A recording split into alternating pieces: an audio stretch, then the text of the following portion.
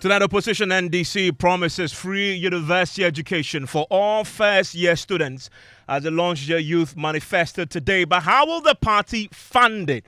More in the newly launched NDC Youth Manifesto, where the party says will provide jobs, and more jobs. We have an analysis of what is possible, plus speak to experts who have been poring over what the NDC has launched today. Stay with us.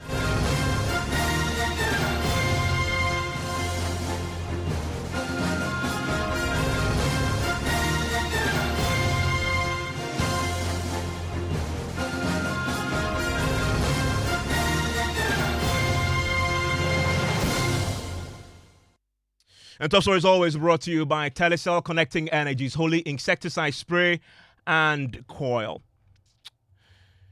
And today, the NDC is promising free university education for all first-year students as they launch their Youth Manifesto on the day when Ghana joined the rest of the world to celebrate International Youth Day. The opposition National Democratic Congress has unveiled its grand plan for young people in the country. Now, the newly launched Youth Manifesto promises to extend the free senior high school policy to private institutions, eliminate academic fees for level 100 university students, and establish a dedicated ministry for youth development, along with what the party describes as jobs, and more jobs through their 24-hour economy policy. Now, we will hear from the flag bearer of the NDC pretty shortly. Now, listen to the NDC flag bearer, John Mahama, at the UPS auditorium, talking about the creation of the Ministry of Youth Development.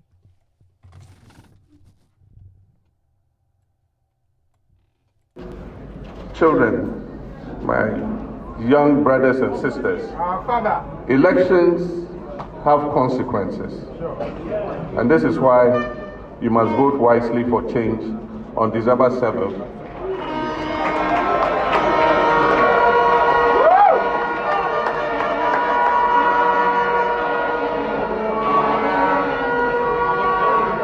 You must vote for John and Jane, and also for your NDC parliamentary candidate.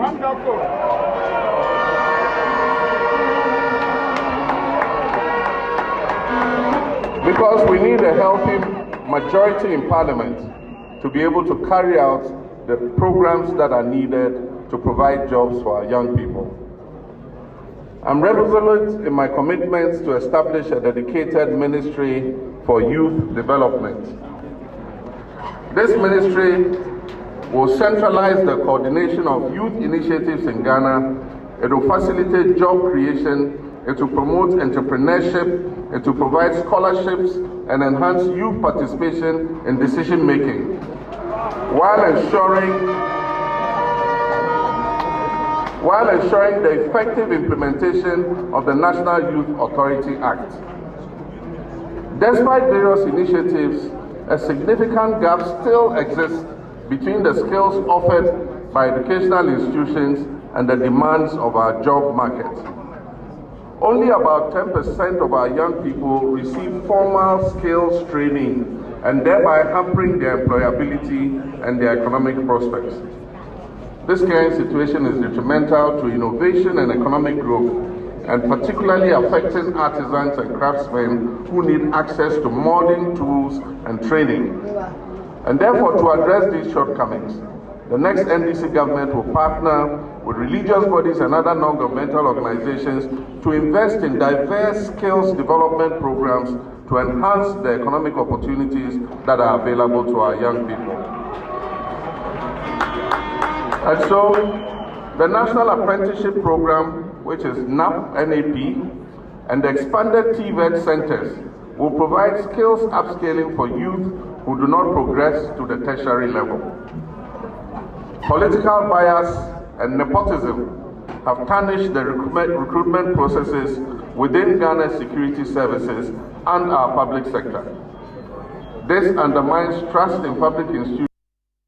Well, on education, John Mahama says a future NDC government will abolish the teacher licensure exams, construct new hostels for students on campuses to address accommodation challenges. 2020 and the 2022-2023 academic years, government's annual per student spending under the free SHS program was only 23%, while parents bore the remaining 77% of cost of education. The next NDC government will improve the free SHS program. We will engage the stakeholders in education and ensure proper infrastructure and sustainable dedicated funding for free SHS.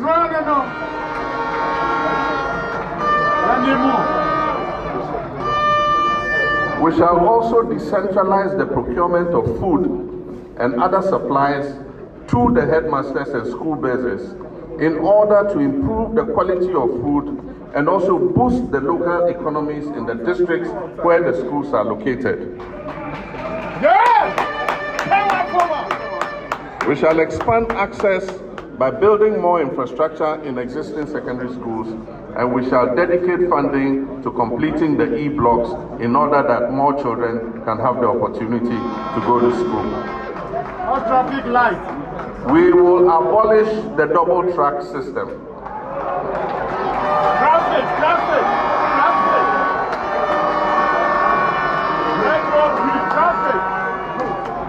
So that all our children can go to school at the same time and vacate at the same time.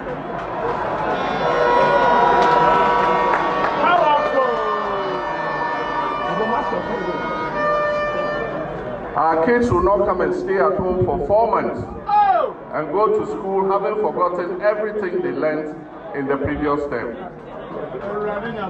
Moreover, tertiary students face financial barriers, with over 40% struggling to afford education and accommodation. And as I recently announced during a visit to the University of Ghana, my government will partner with the private sector to demarcate a portion of the vast tracts of land that the universities are holding to construct hostels for students on campus at reasonable rates. Staying with the subject of universities, when the party allowed key members of the youth wing now to articulate some key aspects of the Youth Manifesto, one of the key things that jumped out was a policy to make university education free at the first year level. Lazy. Guys, he will set up the National Youth Employment Bureau under the National Youth Employment Agency, which we have a formula for the 24-hour economy. And it's a very simple one. Formula 133. Same job, 3 people, 3 shifts. When I was much smaller, I was told that I am the future leader. That future is now. In this current state, I can't see it. In this current state, our educational system is not the very best. President John Mahama promises to improve secondary education by doing 3 things. The first thing is ensuring a sustainable funding. President John Mahama promises to extend free SHS to cover the private senior high schools. I want you all to say with me, no fees stress. For all university entrants into level 100, you are not paying academic fees. Second part of this policy, when President Mahama comes back, he would revamp the student loan trust fund. Mahama is saying when he comes back, policies like in, out will be a thing of the past. Why? Because he's going to work with the private sector to ensure that all the universities have very good bed facilities, and we call that the bed for all policy. For people like Harry who have good ideas, who have innovative ideas to societal challenges, John Mahama is saying that his next government is going to establish a $50 million fintech growth fund. This is the 1 million coders program.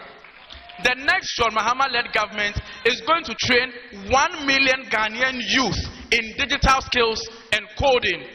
Now, these are not the one-zam policies of the NPP. These are well thought through, implementable solutions to our challenges in Ghana.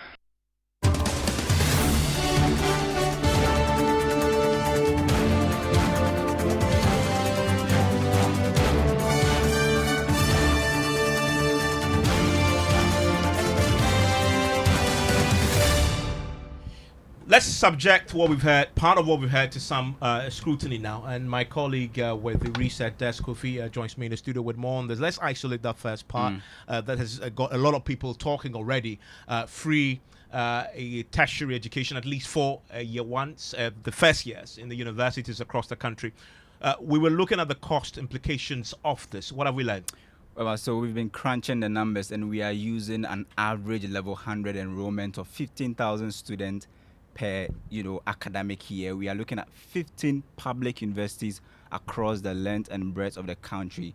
So if you use 15,000 student enrollment plus 15 universities, we are talking about a total student size of 225,000. And if you use an average academic fee of 2,000 cedis, then the total comes to an estimated figure of 450 million Ghana cedis, almost half a billion Ghana cedis. If you add this figure to how much we are already spending on free SHS, which is 2.8 billion Ghana cedis every year, then it means that the education budget, if you exclude just free SHS and free level 100, we are talking about 3.5 billion Ghana cedis for 2025. And let's note, part of the NDC's promise today is also to extend the free SHS to private schools. It means the budget will go high. We are going to spend more than the 2.8 billion cedis that we've budgeted for this year. So estimatedly, if you look at the growth in terms of the budgetary allocation, that's about 8%. So we should be looking at a figure of 3.5 billion Ghana cedis in 2025. If you add that of the free level 100, then the figure could be moving to 4 billion Ghana cedis. Just recap again on the estimates, just if you want to cater for the university fees for first years. It's coming down to just about $500 million. Exactly. Now, 15 public universities that we picked from the 2024 budget, and we are looking at an average enrollment size of 15,000 students, and that gives you a total student size of 225,000. And if you use an average academic fee of 2,000, which could be higher, we are looking at a figure that you mentioned, 450 million Ghana cedis, almost $500 million, Ghana cedis. I want to bring him on right now. George Opariado is the NDC youth organizer. Hello, George. Thanks for your time here on Top Story. Hello, George. Hello, George. I have with me also Kofi Asari, Executive Director of the Africa Education Watch. Hello, Kofi.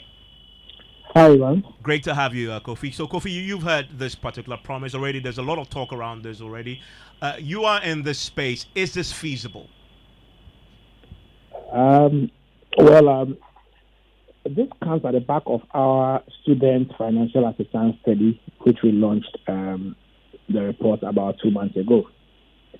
There is a need. The need is there because our secondary education system is graduating about 450,000 students, of which up to 60% are scoring passes in the electives, in the core. And the assumption is that if 60% are scoring passes in the core, you should be getting at least 45 to 50% qualifying for tertiary and transition.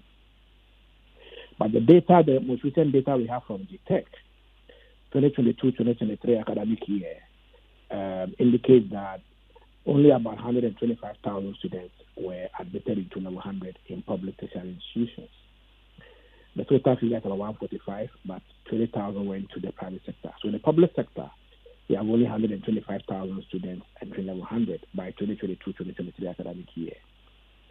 And so it means that a sizable chunk or a significant number of students are completing senior high school, passing what, but are not continuing tertiary anymore. So they worry. So there's a need. The need is there. The second thing is that I don't think that there's anything called free tertiary, as earlier indicated. Because the cost of tertiary per our research, which we published 2 months ago, for humanities, it's about 15,700 a year. And the average student is a humanities student, so you can use that. So the cost of tertiary is 15,700. There's nothing like free tertiary, because even the GMPC scholarship only takes care of about 45% of that cost. But what the NDC is promising is free academic facilities are free, for new entrants. That's about 15% of the cost of tertiary. So yes, I agree that many students or some students may not be able to afford that initial money they need to pay and get admission, for which reason they are denied access to tertiary. That is factual. But the bigger picture is that beyond the first year, after entering, and they contributing by taking care of accommodation. Your call has been put on hold. Please wait. Coursework and etc. How would they survive in the second and third years? And so a broader conversation should be had by the political parties, and in this case by the NDC, that for those who will enter in year one, as a result of the removal of the about 2,200 cedis admission fee and then the academic semester fee, in year 2 and year 3 and year 4, how would they survive? What mechanisms can we put in place to ensure that they don't drop out? Most importantly, and we'll come to that. We'll come to that, the other bits first. But you've made a very important point about the need. So there is indefinitely a need at the entrance level, at least the first year level. Exactly. And that is leading to a situation where a huge number of those who are qualifying to go into the university and get into university because cost has become a barrier. So what intervention then is appropriate to fix this particular problem? Is it taking away the cost barrier, which is what the NDC is proposing to do by taking care of the academic user fees and others that become the entrance level barrier? In our student financial assistance responsiveness study report, which is published, we recommended that, one, we must have a targeted regime of identifying students who are genuinely unable to afford the cost of tertiary, and give them even more support than the waiver of academic facility user fee, so that they will be able to enter and then complete. We secondly recommended that the student loan scheme, which is not responsive and only constitutes about 11 to 12% of the student's financial needs, and ends up arriving at the end of the academic year, when the middle student may have already dropped out, must be reviewed. The funding source must be re-engineered, and the disbursement regime re-engineered in line with the academic year, so that the loan arrives before the beginning of the academic year. In that case, the students who rely on the student loan scheme can still be in school.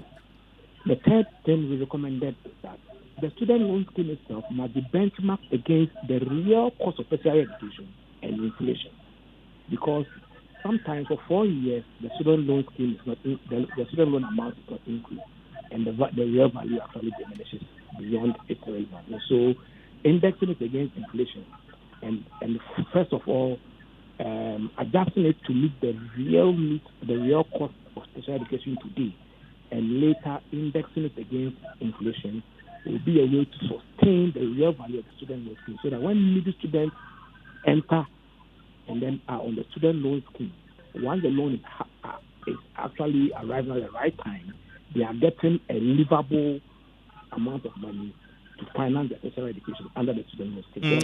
Interesting thoughts there, Kofi. Please stay with me. Let's get a bit more clarity on this matter. I want to bring in Joe Pariado. He's the NDC National Youth Organizer. Of course, he is a custodian of the NDC Youth Manifesto. Joins us right now. Joe, thanks for your time here on Top Story. Hello. Great to have you, George. Can you hear me?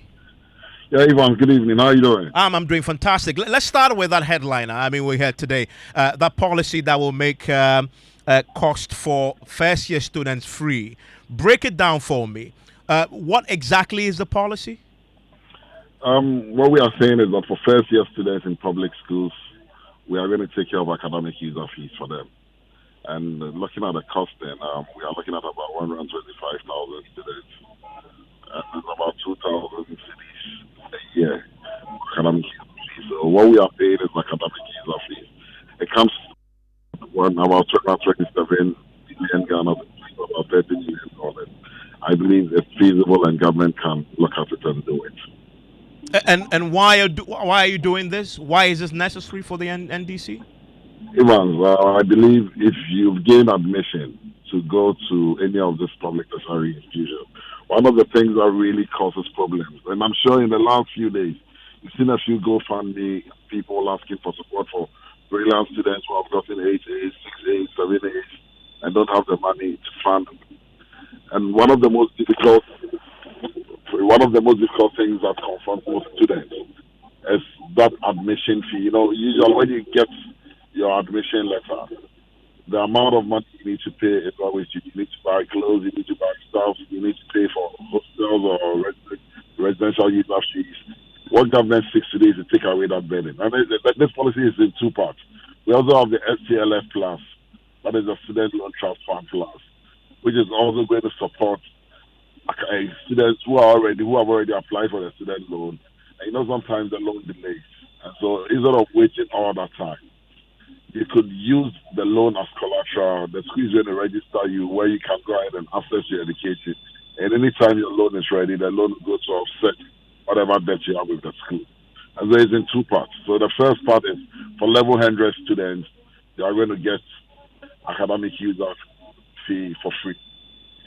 And then for continuing students who are not able to pay their fees and have challenges, if you've already subscribed to be on the Student Loan Trust Fund, then what the Student Loan Trust Fund can do for you is that instead of going to pay the academic user fee directly, the fund can step in and pay the fees for you so that you don't have any disruptions in your education. Now let's talk about how you're going to fund this. Now, from the calculations you've done yourself, I believe I may have lost him there.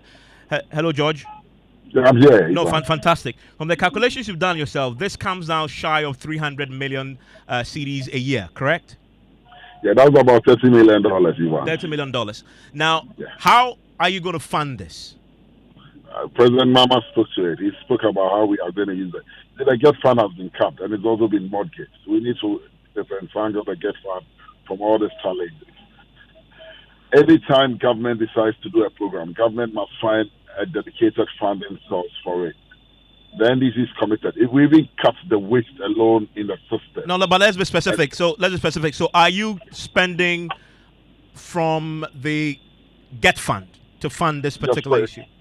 The GET fund is one of the areas we intend to use to fund it. One of the areas, not the only. Yes. Definitely along the line, other revenue streams may come on board. But for now, when every policy starts, it starts small. It's the thinking stage. So you definitely have to go through the difficulties and challenges of it. But what we intend to do is to start with the GET fund.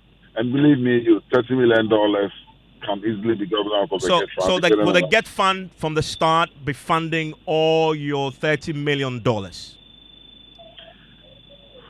Ivan, you're overly pushing me. But what I'm saying is that we're in an election period, and what we do is obviously once you put out a policy to interrogate it for people to know if indeed it's doable, right? And so these questions you can expect. But Ivan, this is feasible, and I'm telling you that. But yes, that's why. If we even cut the waste in government, the number of presidential staffers we have, the 1,620 presidential staffers, if we reduce the number of ministers, we should be able to make enough savings to fund this policy. But specifically, but I'm telling you that we are going to use the GET fund as a starting point. Yes, but and that's why I'm asking. That we look for additional funding sources, we will look for it. That's why I'm asking, George. Now, we will limit it to the GET fund. That's what I'm asking, George. So the GET fund will fund all $30 million a year from the start. It is very feasible, and it can be done.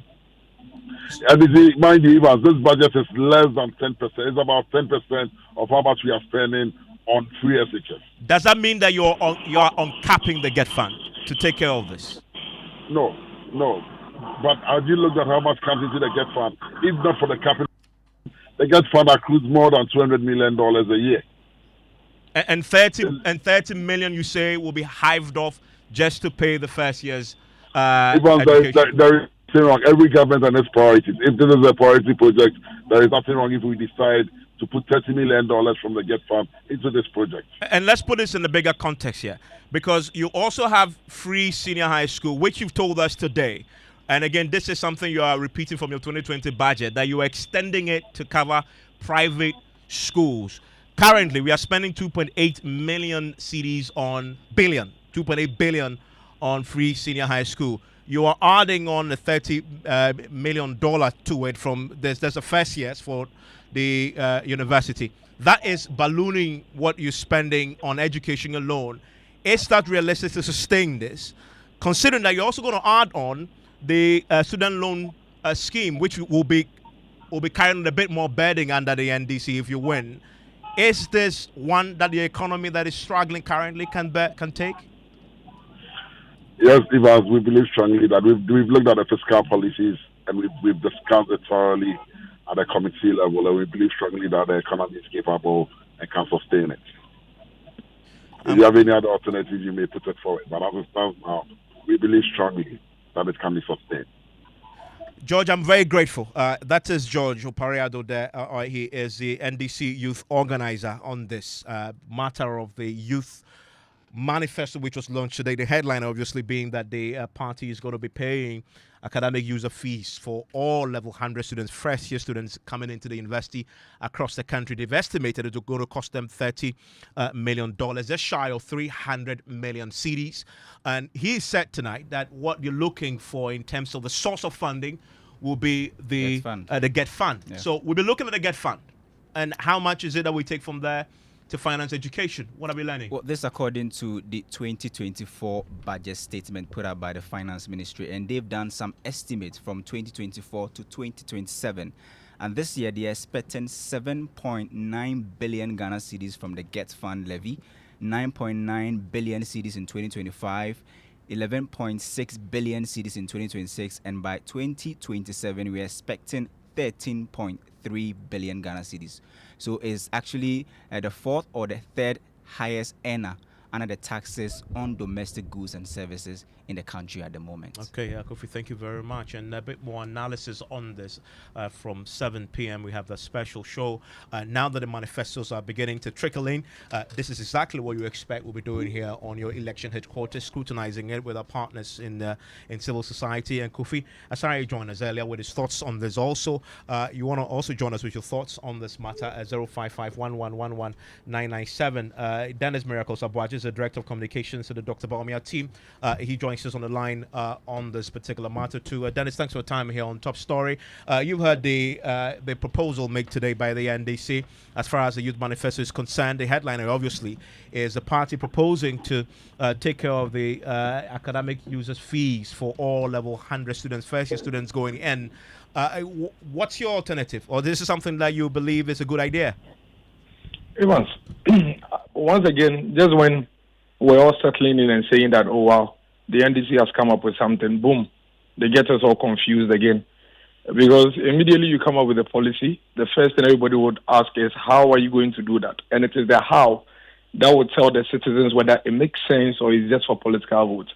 So I just read from the Director of Policy of the NDC, Dr. Peter Otukon on his wall, where he's clarifying that actually what they are seeking to do is to use enhanced and responsive student loan scheme to pay for these level 100 fees. So we need to go back to Pablo and go back to the NDC and get clarity as to exactly what it is that they are telling us. But that's quite characteristic of them when they come up with such policies. I think that anything that goes to support the Ghanaian vulnerable, anything that goes to support the Ghanaian needy is important and is crucial. But the biggest question here is, what is the sincerity and honesty in some of these things that they are promising?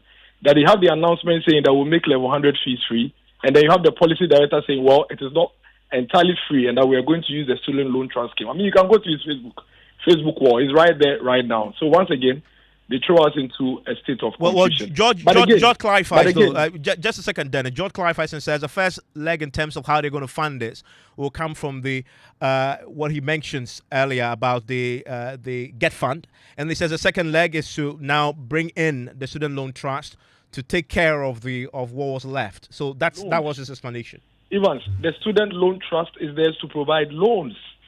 So if you say you are going to go to the student loan trust, are you giving these level 100 students loans to pay their fees? Then what is the innovation there? The student loan is already there for every level 100 student that requires support from government to tap into and pay fees. It's there. I am saying that we believe in possibilities. We do not doubt the fact that as a country, we would eventually get there. Because, I mean, we have made free secondary education possible. something that they thought it wasn't possible. What is quite interesting is so for you, this is possible. This is doable. The party, Evans, please hang on a bit. The party that says that they cannot pay for you when you are poor to go through secondary education says that when you manage to get through secondary education on your own, however you get to do it, when you get to university, now they can pay for you. Does it make sense? No, but today they've said that I am poor. I am in that issue. I have completed basic education. Today, I cannot continue my secondary education. You say I am not interested in paying for you, but if you hustle to get through senior education, then I'll pay for you at the university level. But today the party, Dennis, the party has been very clear on the matter of the free SHS. They are not only going to keep it, they want to enhance it. They want to extend it to private schools. So they believe in keeping it and even making it better. We are glad they finally believe in keeping it. But again, they should come clear. I am poor. I have gone through free senior education. I have gained university education. You said you pay for me. The youth organizer says you pay for me for my level 100 education. The policy director says that it is not fees we are going to pay for you for free. We are going to give you a loan. We need that clarity. Number two, when I finish my level 100 and I'm going to level 200, what happens to me? You are living my fate because the policy is quite clear. Level 100 fees payment. But university education is 4 years. I am poor. That is where he says the student loan trust comes in. You paid for my level 100. How do I complete level 200, 300, It says the student loan trust. It said the student loan trust will come in with an enhanced offer. The student loan would what? Will come in with an enhanced but the student loan is already available for me at level 100. Or you don't know that? It is, but the analysis shows, just before you came in, we heard from Kofi Asari, who's made the point that the student loan, in terms of the loans they give out, doesn't reflect reality. So they're giving loans to people, and it can cover what their real costs are. And that's what the NDC said. They're going to do a setting review of that so that it becomes realistic. What is the policy here? Hello, Evans. Well, I'm asking the questions. I hope you can give me some answers. No, I am asking you because I need clarity. Because when I ask the questions, you seem to have the answers. What is the policy here? Because the student loan scheme is already there. It wasn't introduced even by this current government. Neither was it introduced by John Mahama when he was president. So what exactly is the policy here? The reality here is that the NDC has no plans for these young people. They just want to throw things into the air and get their vote. In the first place, what is academic user fee? Are you aware there's nothing called academic user fee? I'm sure you are aware that when you go to University of Ghana, what is academic user fee? We have academic facility user fee, academic facility user fee, residential facility user fee. So really, there is nothing like academic user fee. So what exactly are they seeking to pay for the level 100 students? Like I'm saying, we are a government of possibilities. We have a party that believes that everything that you put your mind to, you can do it. But the NDC needs to come clean and clear. And this time we beg them. Unlike they did with the 24-hour economy policy, they should try to come clear, have a unified voice, convincing voice, and give clarity as to what this policy is. But for the avoidance of doubt, wants a reason to vote. And the Ghanaian, for the avoidance of doubt, Dennis, you say that this proposal they've made is one that you believe is doable. No, I am saying that if the understanding that I am getting with the proposal, if the understanding I'm getting with the proposal is what they are saying, then they are just trying to hoodwink the Ghanaian youth. Because first of all, there's nothing called academic user fee. That is for the record. So what are they seeking to pay? There's nothing like that. More substantively.